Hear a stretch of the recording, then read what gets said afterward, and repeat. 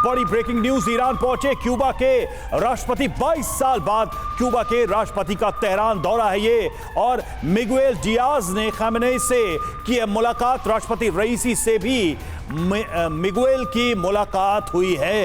ये बड़ा संकेत, और देखिए 22 साल बाद इस तरह की यात्रा, इस तरह की मुलाकात हो रही है। जी हां, तो ये बड़ा डेवलपमेंट है जिसके बारे में हम आपको दे रहे हैं खबर। क्यूबा के राष्ट्रपति मिगुएल डियाज के एक दौरे ने पूरी दुनिया में टेंशन बढ़ा दी है। क्यों ऐसा हुआ है और क्या संकेत मिल रहे हैं आने वाले वक्त के लिए? देखिए बैठक में किन मुद्दों पर बात हुई है। अमेरिका के खिलाफ गठबंधन पर इस मीटिंग में जोर दिया गया है। अमेरिका का जानी दुश्मन ईरान क्या तैयारियां कर रहा है, पश्चिम के तनाव से निपटने पर इस मीटिंग में रवि बड़ी चर्चा हुई है। बिल्कुल, और देखिए इजरायल के खिलाफ बड़ी प्लानिंग है ये, और ये मीटिंग अपने आप में बता रही है कि किस तरीके से आगे की योजना पर काम किया जा सकता है। फिलिस्तीन को सहयोग बढ़ाने पर इसमें चर्चा हुई है, और गाजा में बिगड़ते हालात पर भी बात हुई है। बिल्कुल, तो आने वाले वक्त में इन दो बड़े नेताओं का क्या रोल रहने वाला है ये देखना होगा। आपसी सहयोग बढ़ाने पर सहमति बनी है दोनों के बीच, और अब स्ट्रैटेजी क्या होगी इजरायल के खिलाफ, उस अमेरिका के खिलाफ जो इजरायल के साथ खड़ा है।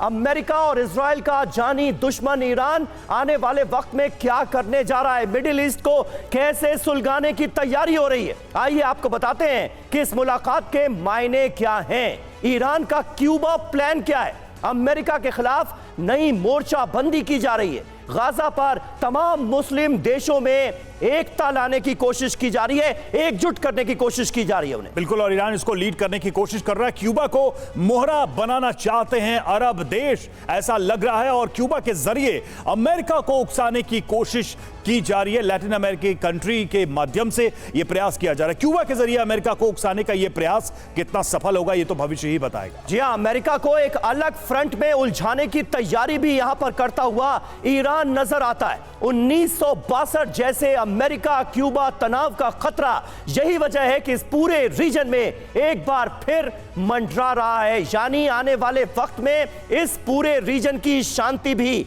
भंग हो सकती है, और यहां पर भी जंगी चिंगारियां सुलग सकती हैं। 16 अक्टूबर 1962 का वो दिन आज हर किसी के जहन में हुआ क्या था। 16 अक्टूबर 1962 को अमेरिका और रूस परमाणु जंग के मुहाने पर पहुंच गए थे। क्यूबा से अमेरिका पर परमाणु हमला होने ही वाला था, लेकिन यह अचानक टल गया। आखिर ऐसा क्या हुआ था, आइए आपको इस बारे में भी जल्दी से समझा देते हैं, क्योंकि आज की तारीख में उस पुरानी खबर को भी आपके सामने रखना जरूरी हो गया है। क्यूबा के साथ मिलकर रूस ने अमेरिका पर हमले की तैयारी की। 61 साल बाद कैसे फिर वही हालात बन रहे हैं, समझिए। अमेरिकी एजेंसी अलर्ट मोड में आई और इनपुट जुटाने लगी।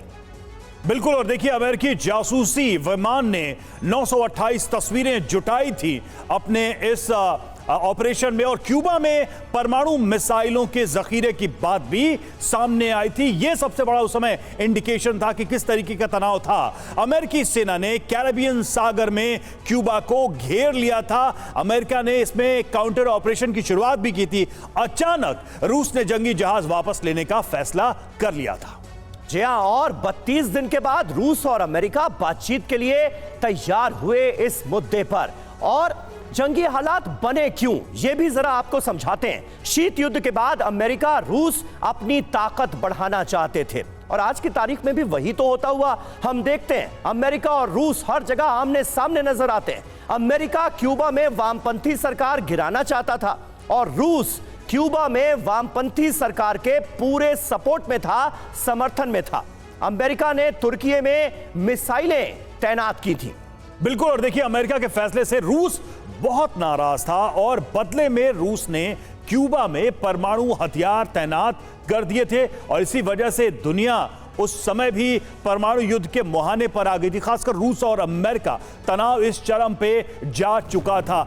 करेंगे इस पर बात भी कि क्या एक बार फिर से उसी इतिहास को दोहराने की और इस युद्ध को अमेरिका के बॉर्डर तक ले जाने की कोई प्लानिंग ईरान कर रहा है, इसमें रूस की भूमिका क्या हो सकती है। हमारे साथ इस वक्त ब्रिगेडियर डीएस त्रिपाठी रक्षा विशेषज्ञ जुड़े हुए हैं, air vice marshal OP Tiwari हमारे साथ इस वक्त जुड़े हुए, नौसेना कैप्टन श्याम कुमार इस वक्त हमारे साथ स्टूडियो में मौजूद है। त्रिपाठी से पहला सवाल तो यही कि क्या इस दुनिया में अलग अलग हिस्सों में जो कॉन्फ्रंट्रेशन है, जो युद्ध है, उसको अमेरिका के दरवाजे तक पहुंचाने की कोई प्लानिंग है ये, जिसमें ईरान और उसके पीछे रूस खड़ा नजर आ रहा है? बिल्कुल रवि, आपने बिल्कुल सही कहा। आप देखिए, दोनों देश ऐसे हैं जिसकी अभी आपने बात की, क्यूबा और ईरान, दोनों के अगेंस्ट सैंक्शंस लगे हुए हैं। क्यूबा में 1962 से ही है और ईरान तो उसके ऊपर सैंक्शंस हैं ही हैं। और आप एक चीज़ और गौर कीजिए कि जो इनकी मीटिंग अभी 4 तारीख को हुई है, कल, दोनों ईरान के प्रेसिडेंट और इनकी क्यूबा की, उनमें देखिए ईरान के प्रेसिडेंट रियासी ने बड़ा साफ कहा है कि हम सैंक्शंस को तभी ख़त्म कर सकते हैं या कम कर सकते हैं अगर हम एक दूसरे की जो कैपेसिटी या कैपेबिलिटी है उनको आगे ले आएँ और मिलकर काम करें। तो पहली बात तो यहाँ पर, और ईरान ने अपने आप नहीं किया है, आपको पता है कि चीन और रूस भी ईरान के साथ हैं। तो अगर ईरान में मीटिंग हो रही है, इसका मतलब मैं कह सकता हूं कि ये चीन और रूस के साथ भी एक तरह से उनको न्योता दिया गया है जी। और अगर ये सारे मिल करके लैटिन अमेरिका में अगर उनको एक बेस मिल गया तो एक बहुत बड़ी अचीवमेंट होगी इनको अमेरिका के ऊपर। बिल्कुल बिल्कुल सही बात है, और यही वजह है कि हम कह रहे हैं कि 61 साल बाद ये वॉर फ्रंट भी खुलता हुआ नजर आ रहा है, जिसका अंजाम बहुत भयानक हो सकता है।